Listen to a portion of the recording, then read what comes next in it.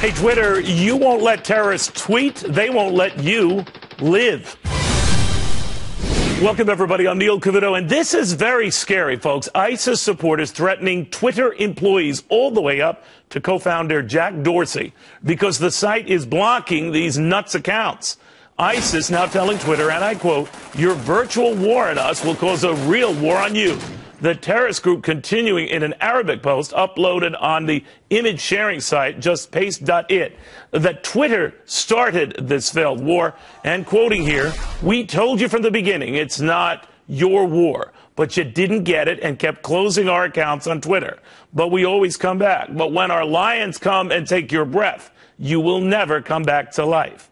I think they call this shooting the messenger and not the message, but it is still a very scary message. Because now corporate America is the target, and its top execs, all the way down to entry-level employees, are fair ISIS game. Very sick game. Sicker ISIS, a group that is targeting social media because they can't rant their nonsense.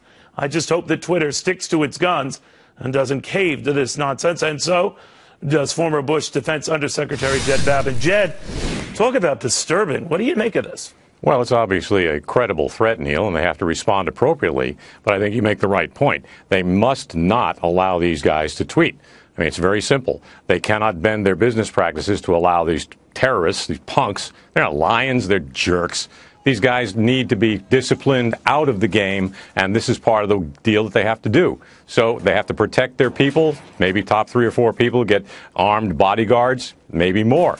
But the real point here is they must not give in. This is a question of free speech and not for us. And I don't think that there's any doubt that they will set up and do horrible things here. I just think it's a matter of time. My only concern is that we cower and let them do whatever they want in the meantime.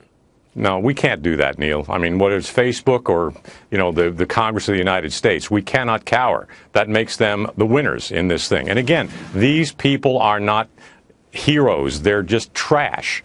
They're not even the people that you would look up to in any respect. So these people need to be thrown off Twitter, Facebook, wherever we can get to them. We need to have our National Security Agency and all of our other alphabet agencies going after them on cyber war, and we have to protect our business executives. It's unfortunate, but it's a cost of doing business these days. And I wonder now how many of those business executives are wondering, gee, I always thought that stuff was going on over there. Now I'm the one getting the threats right over here. I mean, how should that change our posture with regard to ISIS? Because if so, and I think you're right, it is so. It is here, it is now, and it is real. Yeah. Well, I think the posture concerning ISIS has been proven wrong. President Obama is not doing anything. They have not lost 1 square inch of territory since they started conquering Iraq and Syria. They really need to be rolled back. That's the way to do it, and it's going to have to be done militarily. It's the only way you can do it. So whether we put boots on the ground there, which I don't think we should, but, I think we talked when this first started. We have approximately 2 to 5% of our combined air power of the Navy and the Air Force employed in this campaign against ISIS. If we were serious about it, that number would be a whole bunch higher, and it needs to be. Jed, thank you very much. My pleasure.